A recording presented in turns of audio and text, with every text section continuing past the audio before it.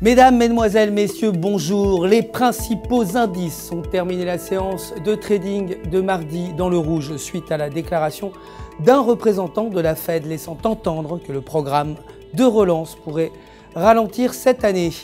Le S&P 500 a perdu 0,57%, le Dow Jones 0,60% et le Nasdaq a reculé de 0,74%.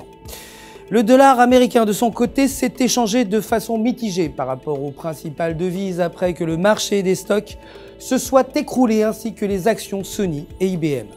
Les données macroéconomiques meilleures que prévues en Europe et au Royaume-Uni ont poussé les investisseurs à se tourner vers des actifs à plus haut rendement. Aujourd'hui, le cours des obligations à 10 ans est attendu. L'or a reculé de 1,68%, clôturant à 1281 $ l'once et le pétrole brut de 0,85%, terminant à 105,65 $ le baril. L'euro, pour sa part, s'est renforcé face au dollar américain suite à la publication de données macroéconomiques meilleures que prévues en Allemagne et en Italie. Le PIB préliminaire italien s'est établi à moins 0,20% contre moins 0,40% et les commandes manufacturières allemandes à 3,80% contre 1,10%. Le taux le plus haut depuis décembre 2012. La résistance clé se situe à 1,3340. Si la paire euro-US dollar croise ce niveau, elle pourrait bondir à 1,3400. Aujourd'hui, la production industrielle allemande est attendue à 0,30% contre moins 1% précédemment. La livre sterling s'est renforcée face au dollar américain affecté par les données économiques meilleures que prévues, maintenant l'élan positif dans la croissance économique. La production manufacturière est sortie à 1,90% contre 0,90%. L'indice des prix de l'immobilier à 0,90% contre 0,30%.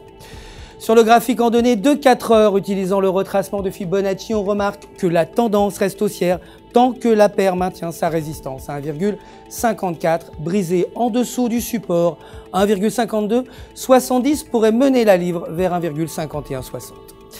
Pour terminer, le dollar australien s'est renforcé face au dollar américain après que la Banque centrale d'Australie ait comme prévu réduit son taux d'intérêt de 0,25%, atteignant ainsi son niveau le plus bas à 2,50%.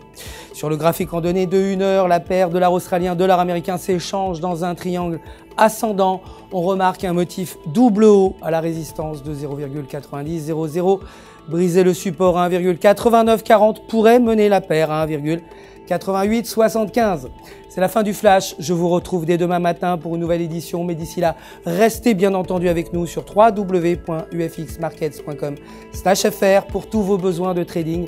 Votre conseiller personnel répondra bien entendu à toutes vos questions. Le centre d'assistance du FX Market vous souhaite une excellente journée de trading.